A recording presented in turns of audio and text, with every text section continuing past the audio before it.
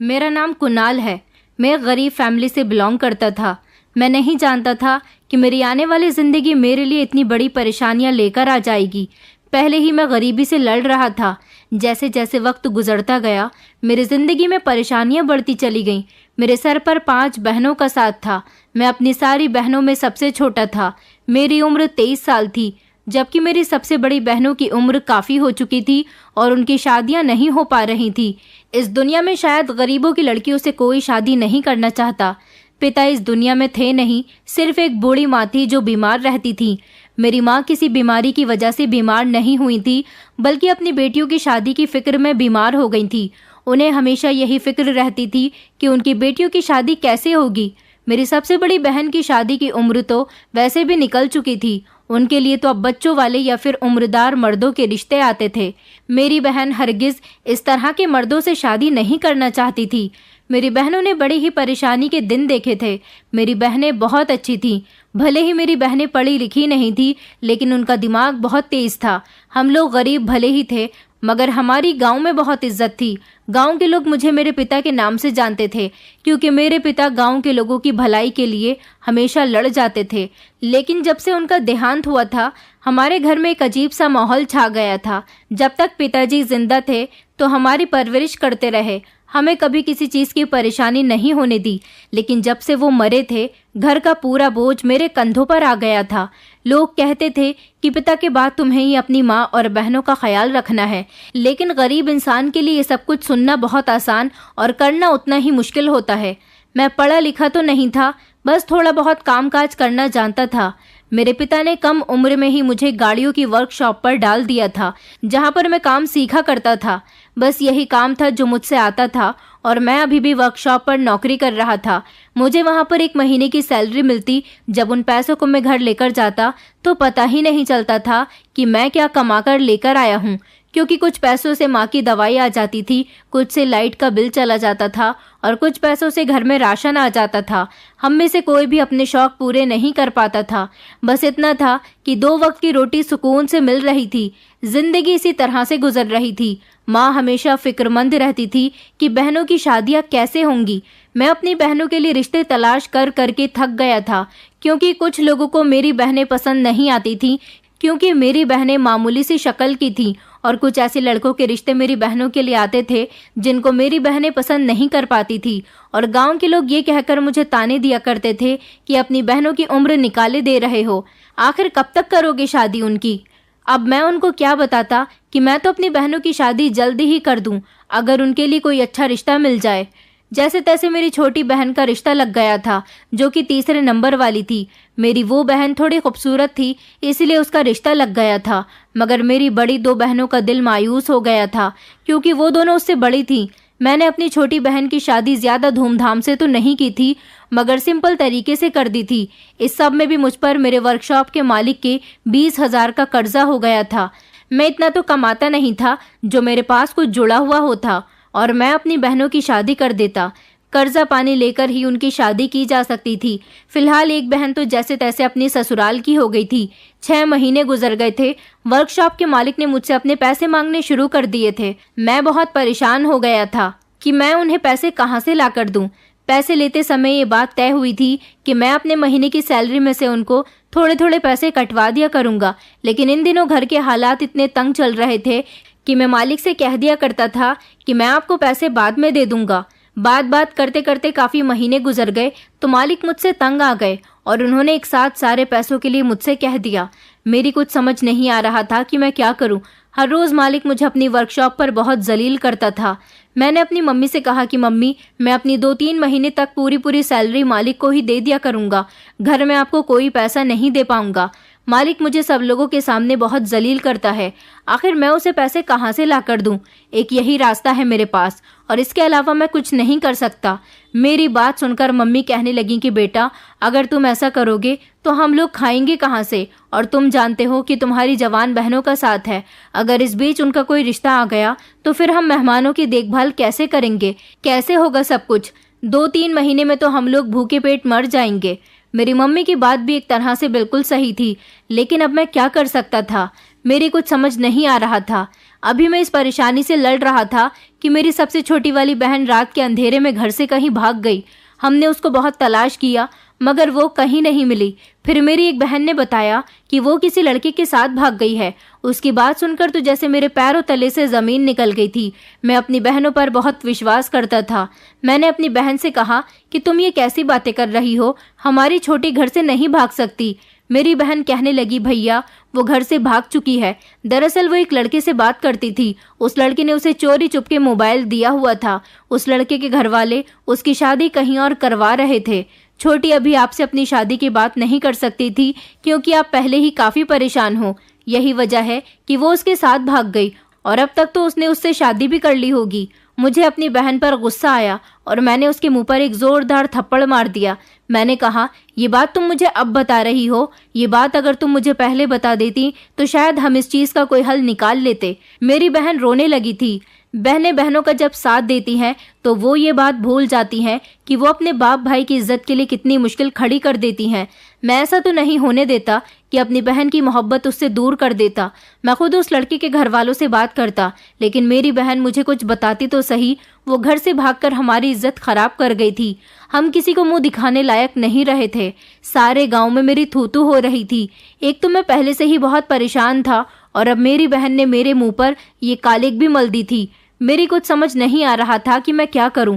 मेरा मालिक मुझे बार बार पैसों के लिए तंग कर रहा था। मैंने अपनी मम्मी से कहा कि मम्मी, इन्हीं बहनों की वजह से मैं कर्ज में हुआ हूँ और इन्हीं की करतूत की वजह से ही आज हमारी इतनी बेइज्जती हो रही है। मैं तो कहता हूँ कि मैं अपने मालिक को पैसे दे देता हूँ ताकि मेरी उनसे जान छूट जाए, क्योंकि मैं अब बहुत तंग आ चुका हूँ उनकी रोज रोज की बेइज्जती से। अब तो गांव वाले भी मुझे सही नजर से नहीं देखते।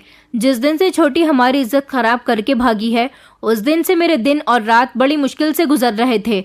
मेरी माँ और बहनें मेरी बहन के चले जाने से बहुत रो रही थी। एक मेरी सबसे बड़ी बहन थी जिसने कभी अपनी उम्र निकलने के बाद भी कोई गलत कदम उठाने की जुर्रत नहीं की थी। घर के हालात दिन ब दिन अब बिगड़ते जा रहे थे। मैं चाहता था कि वर्कशॉप से नौकरी करना छोड़ दूं, क्योंकि वहां पर भी मेरे मालिक बहुत बेइज्जती कर चुका था। मैं वहां सर उठाकर काम नहीं करता था, मगर और क्या काम करता, मुझे तो कहीं काम भी नहीं मिल रहा था। फिर मेरे एक दोस्त ने मुझे एक काम के बारे में बताया। ये काम भले ही मेरे लिए सही नहीं था, मगर वर्कशॉप पर मेरी जितनी बेइज्जती हो चुकी थी उससे ये काम कई गुना ज्यादा अच्छा था। मेरे एक दोस्त ने मुझे बताया कि एक बहुत बड़ा बिजनेसमैन आदमी है, वो मुझे अपने घर में एक नौकर की जगह पर रख सकता है, क्योंकि इससे पहले मेरा दोस्त वहां पर काम करता था और उसे सैलरी भी अच्छी मिलती थी। अब उसने वहां काम करना छोड़ दिया था। वो मुझसे कह रहा था कि अगर तुम मेरी जगह जाना चाहते हो तो जा सकते हो, क्योंकि मेरे दोस्त को उससे भी अच्छी जगह कहीं नौकरी मिल गई थी। मैंने सोच लिया था कि मैं वहां पर नौकरी की बात करने के लिए जरूर जाऊंगा, इसीलिए मैंने अपने दोस्त से एड्रेस ले लिया था और मैं वहां उस बंगले में गया तो वहां का मालिक बैठा हुआ अखबार पढ़ रहा था। मैंने उसे नौकरी के लिए कहा तो उसने मुझे नौकरी पर रख लिया था, क्योंकि मेरे दोस्त ने भी पहले ही मेरे बारे में उससे बात कर ली थी। इस तरह वहां नौकरी लगने में मेरी आसानी हो गई थी। लेकिन मैंने मालिक से पहले 20,000 उधार मांगे थे, जो कि मैंने अपने वर्कशॉप वाले मालिक से लिए थे। मुझे उसके पैसे उसे वापस करने थे। मैंने सोचा था कि मैं इससे एडवांस की डिमांड करता हूँ, मगर उन्होंने मुझे 20,000 रुपये दे दिए थे और कहा था कि यहाँ तुम्हें काम पर लगातार आना होगा, और अगर मेरे पैसे लेकर कहीं भाग गए तो मैं तुम्हें तुम्हारे घर से उठा लूंगा। तुम नहीं जानते कि मेरी पहुंच कितनी दूर तक है। मैंने मालिक को भरोसा दिलाया था कि मैं उनके पैसे लेकर कहीं नहीं भागूंगा। इस घर में वैसे तो काफी सारे नौकर थे। ये घर जितना बड़ा था उस हिसाब से इस घर में ज्यादा नौकरों का होना तो बनता ही था, क्योंकि जितना बड़ा घर था उतना ज्यादा काम थे। ये आदमी बहुत अमीर था। यहाँ पर औरतें भी काम किया करती थी और आदमी भी काम किया करते थे। इस मालिक के घर में सिर्फ उसकी एक बूढ़ी माँ उसके साथ रहती थी। बाकी सारे नौकर थे जिनको रहने के लिए अलग से क्वार्टर्स दिए गए थे, लेकिन मैं वहां पर नहीं रहना चाहता था, क्योंकि मेरा तो अपना घर था। मैं सिर्फ काम करने ही वहां पर जाता था। इस तरह मैंने मालिक से पैसे लेकर अपने वर्कशॉप वाले मालिक को 20,000 रुपये देकर अपना कर्जा चुकता कर लिया था। मेरे दिमाग को कुछ सुकून मिल गया था। अब मुझे फिक्र तो अपनी सबसे बड़ी दीदी की थी, क्योंकि वो घर गृहस्थी में बंद कर रह गई थी। अगर उसकी शादी सही समय पर हो गई होती तो आज वो अपने ससुराल में होती और उसके बच्चे भी होते। मैंने सोच लिया था कि जैसे ही कुछ हालात बेहतर होते हैं, दीदी की शादी बहुत जल्द करूंगा अगर उनको किसी उम्रदार लड़के का रिश्ता मिलता है और उसका घर-बार ठीक होता है तो मैं उन्हें समझाऊंगा और कहूंगा कि वो उसके साथ ही शादी कर लें। सारी जिंदगी कुंवारा रहने से तो बेहतर है कि वो किसी ऐसे इंसान के साथ ही जिंदगी गुजार लें जिसके घर में वो सुकून से रह सके। मैंने मालिक के घर में काम करना शुरू कर दिया था। वहां पर मुझे कभी साफ सफाई करनी होती थी तो कभी उनकी माँ की जरूरत का सामान लाना होता था। सारा दिन मैं उन लोगों की गुलामी में गुजार दिया करता था और इसी सब के मुझे पैसे मिलते थे। मालिक की माँ की तबीयत खराब हो रही थी। वो इतनी बीमार थी कि 2 नौकरानियां अलग से उनके कमरे में जाकर उनकी जरूरत का सारा काम किया करती थी और उनका ख्याल रखती थी। यहाँ एक पुरानी नौकरानी थी जो काफी सालों से यहाँ पर काम कर रही थी। उसका नाम वेदिका था। उसकी एक जवान बेटी थी। एक दिन वो अपने साथ अपनी जवान बेटी को भी यहाँ लेकर आ गई। मालिक ने उससे पूछा भी था कि तुम अपनी बेटी को यहाँ क्यों लेकर आई हो, तो वो कहने लगी कि मालिक, इस दुनिया में मेरी बेटी के अलावा कोई भी नहीं है। ये मेरी जिस रिश्तेदार के यहाँ रहती है वो इसको बहुत तंग करते हैं, इसीलिए मैंने सोचा कि मैं अपनी बेटी को भी आपकी माँ की सेवा करने में लगा देती हूँ। इस तरह ये मेरी नज़रों के सामने रहेगी। अगर आपको कोई एतराज़ ना हो तो मेरी बेटी भी यहीं मेरे साथ रह लिया करेगी। मालिक कहने लगा कि मुझे कोई एतराज़ नहीं है, बल्कि मैं तुम्हारी बेटी के काम करने के भी पैसे तुम्हें दे दिया करूँगा। ये बात सुनकर वेदिका बहुत खुश हुई थी। उसकी बेटी देखने में जितनी कम उम्र की थी उतनी ही खूबसूरत भी थी। सब कुछ बिल्कुल ठीक चल रहा था। मालकिन की तबीयत तो हमेशा खराब ही रहती थी क्योंकि उनकी काफ़ी उम्र हो चुकी थी। मालिक ने न जाने क्यों अभी तक शादी नहीं की थी। एक दिन एक ऐसा हादसा हुआ जिसने हम सबको हिलाकर रख दिया था। वेदिका छत की सीढ़ियों की सफाई लगा रही थी जब अचानक उसका पैर फिसल गया और वो गिरती हुई नीचे आई तो उसके सर में एक जोरदार चोट लगी और फिर उसको अस्पताल में भर्ती कराया गया था। उसकी बेटी रंजना बुरी तरह से रो रही थी। उसकी बेटी को समझाया गया कि तुम घबराओ नहीं, सब कुछ ठीक हो जाएगा। मगर फिर डॉक्टर ने एक ऐसी खबर सुनाई जिसको सुनकर हमारे पैरों तले से जमीन निकल गई थी। वेदिका के सर पर गहरी चोट लगने की वजह से वो इस दुनिया को छोड़कर जा चुकी थी, जिसकी वजह से वेदिका की बेटी बुरी तरह से रो रही थी। रंजना की उम्र अभी सिर्फ 18 साल थी। उसकी माँ का अंतिम संस्कार कर दिया गया था। वो बेचारी अब अपनी माँ की जगह यहाँ पर काम करती थी और रहती भी थी। मालिक ने उसको यहाँ रहने की और उसकी पूरी जिम्मेदारी ले ली थी। उसका पिता तो इस दुनिया में नहीं था और बाकी कोई ऐसा रिश्तेदार भी वेदिका की मौत पर यहाँ नहीं आया था जो रंजना का ख्याल रख सके, इसलिए मालिक को ही उसका ख्याल रखना था। आखिरकार वेदिका यहाँ की पुरानी नौकरानी थी और रंजना उसकी इकलौती बेटी थी। उसने काफी लंबे समय से इन लोगों की सेवा की थी। रंजना वक्त के साथ साथ अपनी माँ को भूल चुकी थी और इस घर में उसकी जगह काम कर रही थी। मुझे यहाँ नौकरी करते हुए काफी समय हो गया था और फिर मेरे पैसे भी बढ़ गए थे। जो भी काम मुझे यहाँ पर मिलता था मैं कर लिया करता था।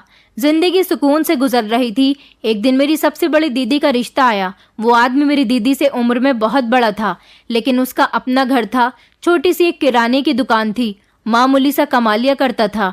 उसके आगे पीछे कोई भी नहीं था। मुझे यकीन था कि मेरी दीदी वहां पर खुश रहेंगी, इसलिए मैंने अपनी दीदी की शादी वहां पर कर दी थी। मेरी दीदी की शादी में जो पैसा खर्च हुआ था वो मालिक ने लगाया था। मालिक मुझ पर इतने एहसान इसीलिए कर रहे थे क्योंकि मैं 2 नौकरों का काम अकेला ही किया करता था। आखिरकार भाग दौड़ के भी बहुत सारे काम होते हैं जो सारे मालिक ने मुझे सौंप दिए थे। मालिक मुझे अपना वफादार नौकर समझने लगे थे और सारा दिन ज्यादातर मैं उनके साथ ही रहता था। मेरी मम्मी चाहती थी कि मैं अब अपनी शादी कर लूं, मगर मैं अपनी शादी अभी कैसे कर सकता था। अभी मेरे ऊपर 2 बहनों का और बोझ था जो कि मुझसे उम्र में बड़ी थी। मुझे उन दोनों की भी शादी करनी थी। उसके बाद ही मैं अपनी शादी के बारे में सोचता। मैंने अपनी मम्मी को साफ मना कर दिया था कि मैं अभी शादी नहीं करना चाहता।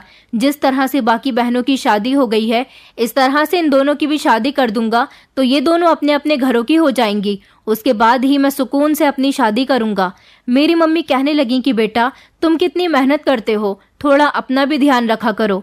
मैं उन्हें क्या बताता कि मैं अपना ध्यान रखने लगा तो फिर घर का गुजारा कैसे होगा। वो तो माँ थी और माँ को तो हमेशा अपने बच्चों की फिक्र लगी रहती है। मालिक जब ऑफिस जाते थे तो वो मुझे अपने साथ लेकर नहीं जाते थे, वरना वो हर काम में मुझे सबसे आगे रखते थे। मैं उनके पीछे उनके घर में रहता था। एक दिन मालिक ने मुझसे कहा कि कुणाल, आज रात तुम मेरे घर पर रुक जाओ क्योंकि मेरे घर में कुछ मेहमान आने वाले हैं। मुझे उनकी खातिर करने में तुम्हारी ज़रूरत पड़ सकती है। मैंने कहा कि जी मालिक, मैं रुक जाऊंगा। मैंने अपनी मम्मी से भी फ़ोन करके कह दिया था कि मालिक के कुछ मेहमान आ रहे हैं, जिस वजह से आज रात मैं घर नहीं आ पाऊंगा। मेरी मम्मी ने मुझसे सिर्फ इतना ही कहा था कि बेटा तुम अपना ख्याल रखना, आज मेरा दिल बहुत घबरा रहा है। मैंने अपनी मम्मी से कहा कि आप परेशान मत होइए, आपको ऐसा लग रहा है क्योंकि आज से पहले मैंने कभी कहीं अपने घर के अलावा रात नहीं गुजारी। आप फिक्र मत करो, मैं सुबह जल्दी घर आ जाऊंगा। आपको सिर्फ अपनी तबीयत खराब की वजह से ऐसा लग रहा है, बाकी कोई घबराने वाली बात नहीं है। लेकिन मुझे नहीं पता था कि मेरी मम्मी का दिल क्यों घबरा रहा है। लेकिन मैं आपको इतना ज़रूर बता सकता हूँ कि वो रात मेरी ज़िंदगी की सबसे ख़तरनाक रात साबित हुई थी। मैं नहीं जानता था कि मेरे साथ कुछ ऐसा भी हो सकता है, इतना ख़तरनाक कि मैं अपनी उस रात को लेकर सारी ज़िंदगी रोता रहूँगा। उस दिन मालिक ने मुझे शाम के टाइम पर अपने दोस्तों को एयरपोर्ट से लेने के लिए भेजा था। यहाँ रहते हुए मुझे गाड़ी चलानी तो आ ही गई थी, इसलिए मैं मालिक के दोस्तों को लेने के लिए चला गया था। मालिक के 3 दोस्त थे जिनको मुझे एयरपोर्ट से अटेंड करना था। मालिक ने घर में काफ़ी अच्छा खाना भी बनवाया था। मैं नहीं जानता था कि मालिक के दोस्त यहाँ क्यों आ रहे हैं, वो उनके कौन से दोस्त हैं। मुझसे जितना कहा गया मैं उतना ही कर रहा था। हाँ, मगर मैंने उनको गाड़ी में इतनी बात करते हुए ज़रूर सुना था कि आज तो मज़ा ही आने वाला है। हमें नहीं पता था कि उसने अपने घर में इतना अच्छा शिकार छुपाकर रखा हुआ है। अगर वो हमें इस बारे में पहले बताता तो हम पहले आ जाते। ना जाने मालिक के दोस्त ऐसी बातें क्यों कर रहे थे, मेरी तो कुछ समझ ही नहीं आई थी। मैं उन लोगों को घर ले आया था। मालिक उनको देखकर बहुत खुश हुए थे और फिर सबने मिलकर एक साथ खाना खाया। मालिक ने मुझसे कहा कि फ्री होने के बाद तुम स्टोर रूम वाले कमरे में सो जाना। मैं नौकरानी से कहकर तुम्हारा स्टोर रूम में सोने का इंतजाम करवा देता हूँ। बस आज रात की बात है, सुबह होते ही तुम अपने घर चले जाना और चाहो तो कल सारा दिन तुम छुट्टी कर सकते हो। मालिक की बात सुनकर मैं बेफिक्र हो गया था। आधी रात तक मालिक के दोस्तों ने खूब पार्टी की थी और उनकी वजह से मुझे उनके साथ लगा रहना पड़ा था। सारी रात उन लोगों ने शराब पी थी। वो बड़े लोग थे, शराब पीना तो उनके लिए काम सी बात थी। जब वो लोग अपनी पार्टी करने के बाद फ्री हो गए तो मालिक ने कहा कि अब तुम जाओ। मैं स्टोर रूम में आ गया था और वहां आने के बाद मैं अपने बिस्तर पर लेटा ही था कि मेरी आंख लग गई थी। लेकिन मेरी आंख एक अजीब से शोर पर खुली थी। मुझे किसी लड़की के चीखने की जोर जोर से आवाज आ रही थी। मैं घबराकर उठ गया था। मेरी समझ नहीं आ रहा था कि आखिर ये कौन लड़की है जो इतना चिल्ला रही है। मैं घबराते हुए कमरे से बाहर गया और जैसे ही मैं मालिक के कमरे की तरफ गया तो ये देखकर मेरे पैरों तले से जमीन निकल गई थी कि मालिक और उसके दोस्त रंजना के साथ अपनी हवस पूरी कर रहे थे। वो बेचारी चीख रही थी, चिल्ला रही थी, मगर उन लोगों को उस पर तरस नहीं आ रहा था। वो कम उम्र की थी, उसके साथ ये सब कुछ उन लोगों को नहीं करना चाहिए था, लेकिन फिर भी उन चारों लोगों ने उसके साथ ये सब कुछ किया, जिसकी वजह से वो ये सब बर्दाश्त नहीं कर पाई और बेहोश हो गई। मैं यह सब अपनी आंखों के सामने होता हुआ देखकर हैरान रह गया था। मैं इस मासूम बच्ची को बचाना चाहता था, इसलिए मैं जल्दी से भागकर बाकी सारे नौकरों को बुलाने के लिए गया तो ये देखकर मैं दंग रह गया कि घर में मेरे अलावा कोई भी नौकर नहीं था। मालिक की एक बूढ़ी माँ थी जो कि दवाई लेकर इतनी गहरी नींद में सो रही थी कि उसे इस सब शोर की आवाज़ नहीं आ रही थी। सिर्फ एक मैं ही था जो अपनी आंखों से ये सब कुछ होता हुआ देख रहा था। अब मुझे ही कुछ करना था। मालिक इतना बड़ा आदमी था कि मैं उसके खिलाफ भी नहीं जा सकता था, लेकिन मुझे रंजना को बचाना था। वो बेचारी बहुत बुरी हालत में थी। उसको देखकर ऐसा लग रहा था जैसे उसकी जान निकल चुकी है। मैं उसको बचाने के लिए मालिक के कमरे के अंदर गया और मैंने चिल्लाते हुए कहा कि आप लोगों को रहम नहीं आता इस मासूम बच्ची के साथ ये सब कुछ करते हुए। मालिक और उसके दोस्त पूरी तरह से नशे में थे, जबकि रंजना बुरी हालत में जमीन पर पड़ी हुई थी। उसकी हालत मुझसे देखी नहीं जा रही थी। मालिक कहने लगा कि खामोश हो जा, मैंने तुझे बकवास करने के लिए नहीं रोका। मैंने तो तुझे कमरे में सोने के लिए भेज दिया था, तो तू यहाँ पर क्या कर रहा है? चल जा यहाँ से, और अगर इस बारे में किसी को बताया तो तुझे जान से मार दूंगा। मैंने मालिक से कहा कि नहीं, मैं कहीं नहीं जाऊंगा। मैं तुम लोगों की हरकत सबको बता दूंगा। ये देखो तुम लोगों ने इसका क्या हाल कर दिया। ये बेचारी गरीब है, मासूम है। तुम लोगों को इसके साथ ऐसा नहीं करना चाहिए था। मैंने मालिक की तरफ देखते हुए कहा कि मालिक, आप तो एक समझदार इंसान हो, गरीबों की मदद करते हो। मैं नहीं जानता था कि आपकी नीयत इतनी खराब है। आज आपने रंजना के साथ ये क्या कर दिया? मालिक कहने लगा, मैं अमीर और एक समझदार इंसान हूँ तो क्या हुआ? मेरा भी अपना शौक है। मैं भी अपने दोस्तों के साथ ऐसे शौक पूरे करने का हक रखता हूँ। तो कौन होता है मुझे रोकने वाला? चल जा यहाँ से, हमें अपना काम करने दे। अगर तूने हमें रोकने की कोशिश की तो तेरा बहुत बुरा हाल होगा। मैंने मालिक से कहा कि ये बेचारी बुरी तरह से घायल हो चुकी है, क्या अभी भी आपको इसके साथ कुछ गलत करना है? मैंने कहा, मालिक आपने इसके साथ अच्छा नहीं किया, ये बेचारी मर जाएगी, इसे छोड़ दो, इसे जाने दो। लेकिन वो लोग रंजना के लिए मुझसे झगड़ रहे थे। वो इतने नशे की हालत में थे कि उन लोगों से ढंग से चला भी नहीं जा रहा था, लेकिन वो रंजना के साथ अपनी हवस को अभी और ज्यादा पूरा करना चाहते थे। वो बेचारी तो अपनी तरफ से बोलने काबिल भी नहीं रही थी, क्योंकि ये लोग न जाने उसके साथ ये सब कुछ कब से कर रहे थे, क्योंकि मैं तो काफी समय से गहरी नींद में सो रहा था। जब रंजना की चीख तेज हुई थी तब मेरी आंख खुली थी। आज इन लोगों ने पूरी प्लानिंग बनाई हुई थी रंजना के साथ ये सब कुछ करने की, तभी तो इन्होंने सिर्फ और सिर्फ मुझे अपने घर में रोका था और बाकी सारे नौकरों को घर से भेज दिया था। मालिक को उम्मीद नहीं थी कि मैं रंजना को बचाने की कोशिश करूंगा। मैंने जबरदस्ती रंजना को गोद में उठाया और वहां से भागने लगा। तभी पीछे से किसी ने मेरे सर पर वार किया था और मैं बेहोश हो गया। बेहोश होने के बाद तो मुझे पता ही नहीं चला। सुबह जब मेरी आंख खुली तो मैंने देखा कि घर में बहुत ज्यादा भीड़ लगी हुई है। मालिक और उनके दोस्त भी वहां पर मौजूद थे और पुलिस मेरे होश में आने का इंतजार कर रही थी। मैंने पलटकर देखा तो रंजना की लाश पड़ी हुई थी, जिसको पुलिस अपने हवाले कर चुकी थी। रंजना इस दुनिया को छोड़कर जा चुकी थी और उसकी मौत का सारा इल्जाम मालिक ने मुझ पर लगा दिया था। मुझे इस बारे में तब पता चला जब पुलिस ने मेरे होश में आते ही मेरे हाथों में हथकड़ियां पहनाई। मेरी समझ नहीं आ रहा था कि मैं किस तरह से सबको यकीन दिलाऊं कि मैंने रंजना को नहीं मारा, मैंने उसकी इज्जत के साथ कुछ गलत नहीं किया, बल्कि ये सब कुछ तो मालिक और उसके दोस्तों ने किया है। मालिक ने सारा इल्जाम मुझ पर लगा दिया कि मैंने कल रात यहाँ रुककर रंजना की इज्जत खराब कर दी, मगर ऐसा कुछ भी नहीं था। मालिक एक अमीर इंसान था। मालिक अपने पैसे की ताकत से मुझे आराम से पुलिस के हवाले कर सकता था और उसने ऐसा ही किया था। मैं हाथ जोड़कर मालिक से कह रहा था कि मालिक मेरे साथ ऐसा मत करो, आप मेरे साथ बहुत गलत कर रहे हो, भगवान आपको इसका सिला जरूर देगा। जो पाप आपने किया है आप वो पाप मेरे ऊपर डाल रहे हो। मालिक कहने लगा, अब तू जेल जा और जेल में बैठकर आराम कर। पुलिस ने मुझे अरेस्ट कर लिया था और फिर मुझे जेल लाया गया। मैं लाख चीख चीख कर कह रहा था कि मैंने ऐसा कुछ नहीं किया, मगर मेरी बात का विश्वास करने वाला कोई भी नहीं था। मुझे अदालत ले जाया गया तो अदालत में वकील ने सारे सबूत मेरे खिलाफ ही दिखाए थे। मैं बुरी तरह से फंस चुका था। मुझे मालिक के घर नौकरी करना बड़ा भारी पड़ गया था। अदालत में मेरी माँ और बहनें भी मुझसे मिलने के लिए आई थी और उन लोगों को भी यही लगता था कि मैंने ही रंजना की इज्जत खराब करके उसे मार दिया। पर मैं सब लोगों को यकीन दिलाकर थक गया था, मगर कोई भी मेरी बात मानने के लिए तैयार नहीं था। सारे सबूत मेरे खिलाफ जा रहे थे और ये सबूत भी झूठे थे, क्योंकि ये सारे वकील और सबूत मालिक के ही खरीदे हुए थे। मालिक ने घर के नौकरों को भी खरीद लिया था जो उस रात घर में मौजूद नहीं थे, लेकिन फिर भी उन्होंने मेरे खिलाफ गवाही दी थी और कहा था कि ये सब मैंने ही किया है। उन्होंने मुझे साबित करवा दिया था। मुझे अपनी जिंदगी बुरी लगने लगी थी। एक तो मैं पहले से ही इतना परेशान रहता था, ऊपर से मेरे साथ ये सब कुछ होना भी कोई मामूली सी बात नहीं थी। मैं जानता था कि हर जगह मेरी बेइज्जती हो चुकी है। मैं किसी को भी अपना यकीन नहीं दिला सकता था, क्योंकि एक गरीब इंसान था और गरीब इंसान कभी भी अपने हक में आसानी से नहीं बोल सकता। मेरी तरफ से कोई वकील नहीं था। सारे सबूतों को मद्देनजर रखते हुए जज साहब ने मुझे फांसी की सजा सुना दी थी, क्योंकि उनकी नज़र में मैंने एक जवान और बेसहारा लड़की के साथ उसकी इज्जत खराब की और फिर उसको जान से मार दिया। मगर मैंने ऐसा कुछ भी नहीं किया था। मेरे पास अपनी सजा भुगतने के अलावा और कोई भी चारा नहीं था। मगर अब कुछ नहीं होना था।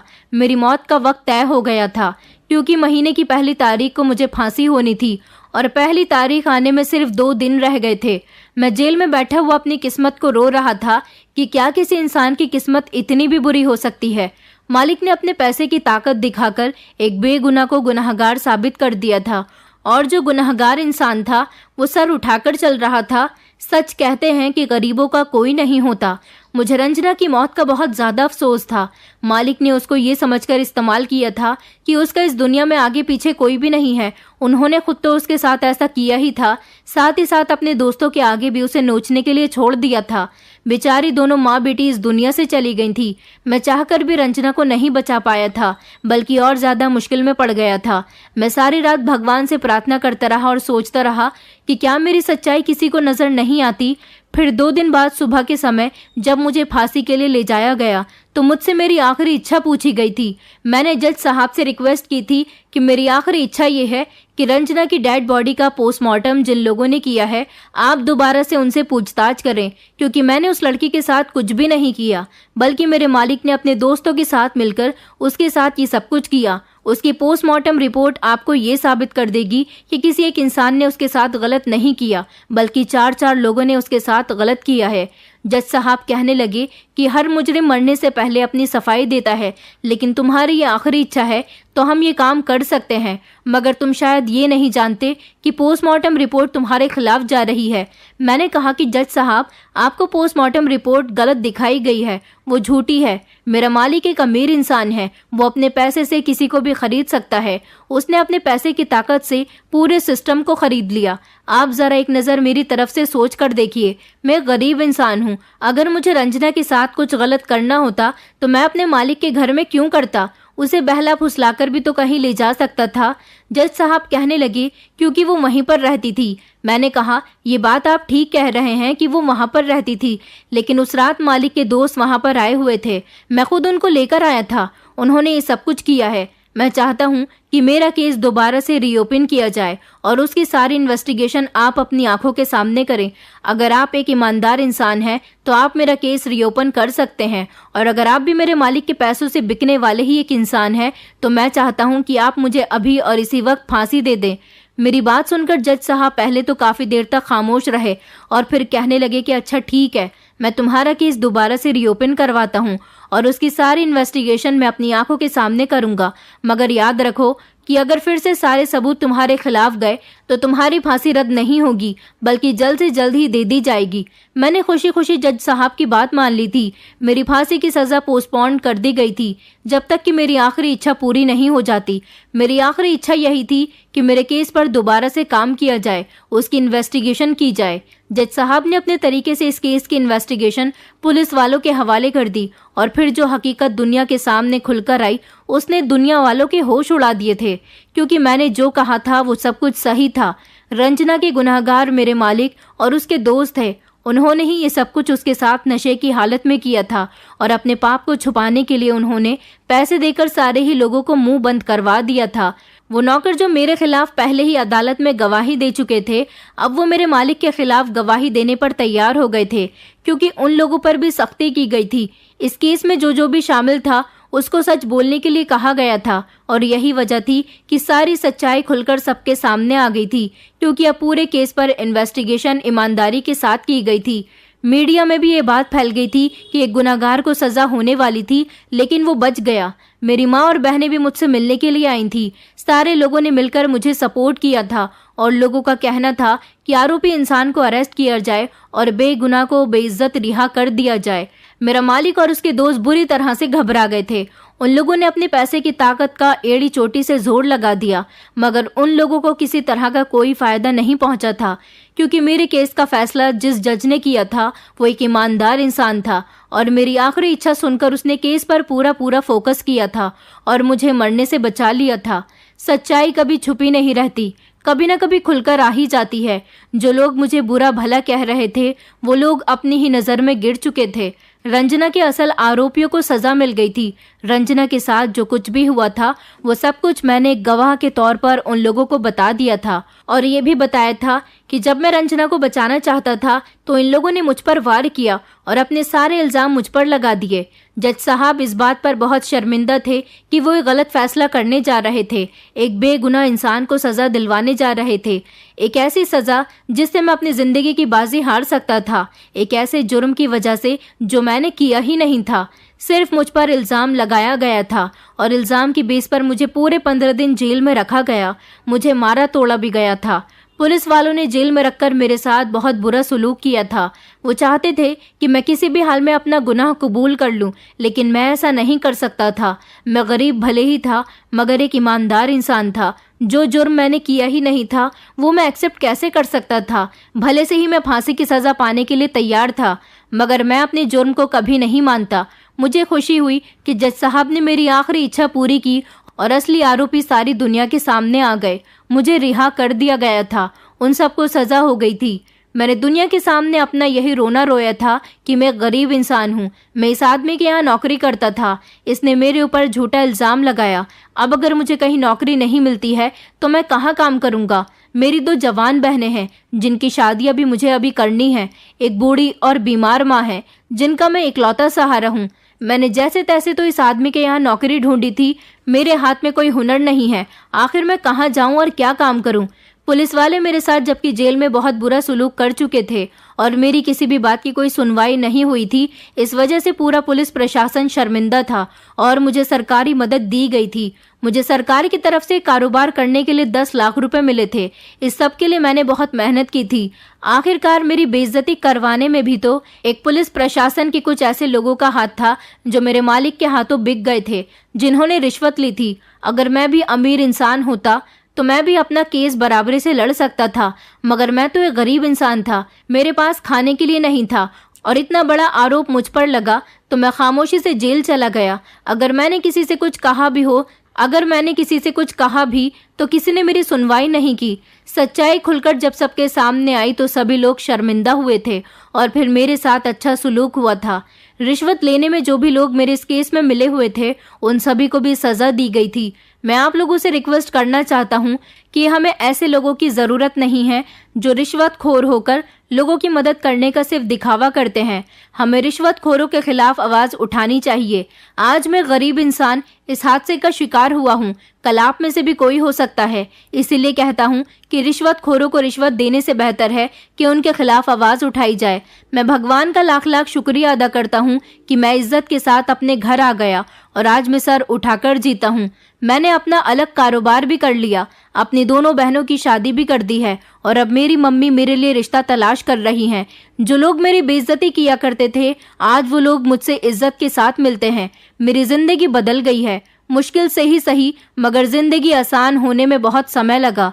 दोस्तों, उम्मीद करती हूँ आपको हमारी कहानी पसंद आई होगी। कहानी पसंद आई है तो वीडियो को लाइक करें, चैनल पर नए हैं तो चैनल को सब्सक्राइब करें और हाँ, नोटिफिकेशन बेल को जरूर दबाएं ताकि अगली अपडेट सबसे पहले आपको मिले।